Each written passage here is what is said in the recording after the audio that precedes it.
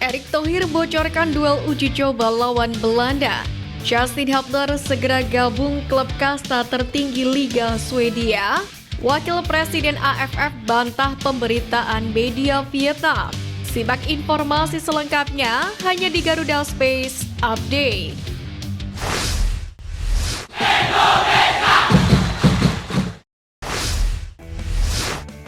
Pemain Ipswich Town Elkan Bagot tak kecewa dirinya batal tampil di Liga Inggris 2024-2025 lantaran dipinjamkan ke klub League One yakni Blackpool.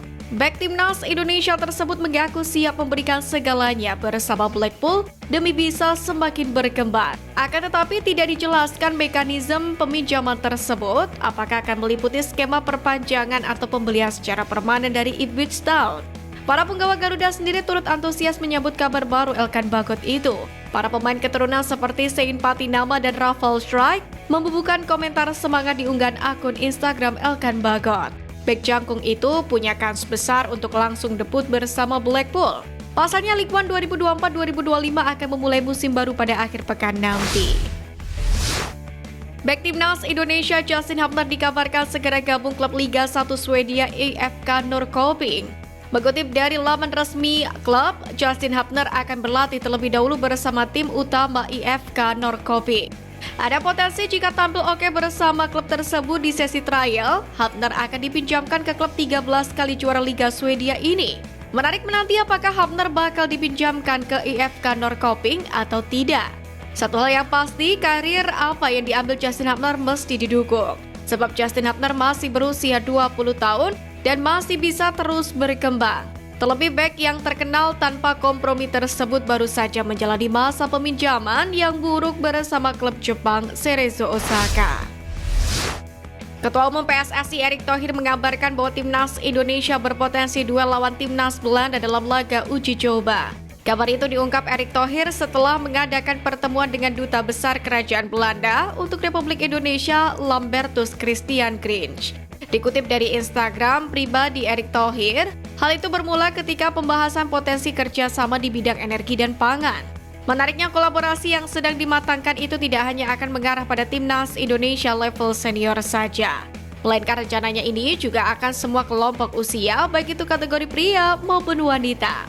Bila terwujud, ini akan menjadi pertandingan yang sangat menarik. Pasalnya, Indonesia dan Belanda sendiri punya hubungan baik khususnya dalam sepak bola. Hal tersebut sekaligus menjadi pembuktian bagi para pemain keturunan yang membela skuad Garuda. Naturalisasi pemain keturunan menjadi program unggulan PSSI guna memperkuat timnas Indonesia tidak dipandang sebelah mata oleh Federasi Sepak Bola Belanda atau KNVB. Sebenarnya, pesan KNVB untuk naturalisasi yang dilakukan PSSI terhadap pemain keturunan ini sudah cukup lama disampaikan. Tepatnya pada 2022 lalu, di mana Sekjen KNVB Gich Dia meminta agar PSSI tidak banyak-banyak melakukan naturalisasi. Memang dalam beberapa hari terakhir, sederet pemain keturunan baru yang bakal dinaturalisasi sudah mencuat ke publik dan akan segera diproses. Termasuk Ole Romeni, Tim Gibbons, Dion Marks, dan Boris Muhindoke. Bahkan Exco PSSI Arya Sinulinga telah membocorkan bahwa ada dua nama yang jarang menjadi pemberitaan publik untuk segera dinaturalisasi. Media asal Cina 163.com tampak kaget dengan target yang dimiliki timnas Indonesia di babak ketiga kualifikasi Piala Dunia 2026 zona Asia. Pasalnya, pasukan skuad Garuda dengan tegas ingin mengincar posisi 3 dan 4 di grup C nanti demi bisa menjaga kans lolos ke Piala Dunia 2026. Menurut media Cina itu, target timnas Indonesia termasuk berani dan sangat percaya diri. Sebab timnas Cina saja yang saat ini ranking 87 yang secara peringkat FIFA berada di atas timnas Indonesia yang saat ini berperingkat 133, tak terlalu yakin bisa lolos ke Piala Dunia 2026 yang digelar di Amerika Serikat, Kanada, dan Meksiko nanti. Media 163.com pun menilai Cina juga akan mengincar posisi 3 dan 4 di babak ketiga kualifikasi Piala Dunia 2026 zona Asia. Namun seperti yang sudah dikatakan sebelumnya, media tersebut merasa peluangnya tetaplah kecil. Karena itulah media 163 kagum dengan timnas Indonesia. Sebab skuad Garuda berani menargetkan hasil tinggi di babak ketiga kualifikasi Piala Dunia 2026 zona Asia. Timnas Malaysia percaya diri mampu melewati ranking FIFA Timnas Indonesia pada September nanti. Sebab Harimau Malaya saat ini berada di peringkat 134 dengan koleksi 1.107,58 poin dan hanya terpaut satu peringkat dari skuad Garuda.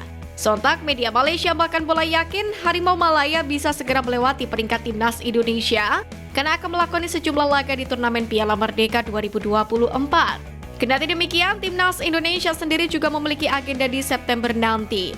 Pasukan Sintayong bakal mengawali langkah mereka di putaran ketiga kualifikasi Piala Dunia 2026 zona Asia.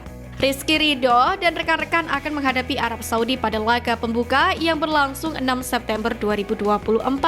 Jika berhasil menahan imbang saja, skuad Garuda akan mendulang banyak poin lantaran perbedaan peringkat yang terpaut sangat tinggi. Media Korea Selatan E-Daily KR menyebut Timnas Indonesia U19 jadi salah satu tim kuda hitam di mini turnamen Seoul Earth on Ice Cup 2024. Sebab skuad Garuda Nusantara baru saja menjuarai Piala AFF U19 2024. Kompetisi tersebut berformat liga dengan 6 pertandingan untuk menentukan sang juara. Namun pelatih Timnas Indonesia U19 Indra Syafri tidak memasang target tinggi di Seoul Earth on Ice Cup 2024. Pelatih asal Sumatera Barat itu memandang 3 pertandingan mendatang sebagai bagian dari persiapan jelang kualifikasi Piala Asia U20 2025. Terlebih skuad Garuda Nusantara sendiri dipastikan tidak bakal diperkuat Jens Raven dan Wilbur Jardim di Seoul Earth on Ice Cup 2024 mendatang. Pelatih Timnas Indonesia U17 Novarianto memanggil 32 nama pemain untuk menjalani seleksi perdana jelang kualifikasi Piala Asia U17 2025. Dari 32 nama, sosok Lionel Messi Al-Fakri menjadi sorotan lantaran namanya yang mirip dengan bintang sepak bola dunia. Menariknya, dari 32 nama pemain yang dipanggil, terdapat 3 pemain abroad. Mereka ialah Matthew Davis yang bermain di klub Australia Subiaco, Ocean Erwin Lim di klub Spanyol FC Cardidio, dan Miroslav Fernando di Atletico Madrid FA. Sebelumnya, Novarianto mengungkapkan seleksi ini akan berlangsung selama 5 hari mulai 5 hingga 10 September. Setelah seleksi, pemain rampung dilaksanakan, Timnas Indonesia U17 akan memulai TC di Bali pada 12 Agustus dengan memboyong 34 pemain. Kualifikasi Piala Asia U17 2025 sendiri berlangsung pada 19 sampai dengan 27 Oktober 2024 mendatang. Skuad Garuda Asia tergabung dalam grup G bersama Australia U17, Kuwait U17, dan Kepulauan Mariana Utara U17. Hanya juara grup yang lolos otomatis ke Piala Asia U17 2024.